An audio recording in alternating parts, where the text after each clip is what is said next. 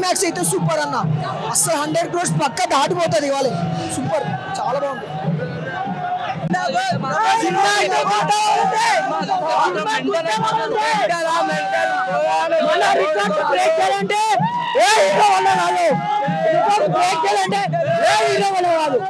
$3,000 కోట్లు కాదు, దాటిపోతుంది సరే.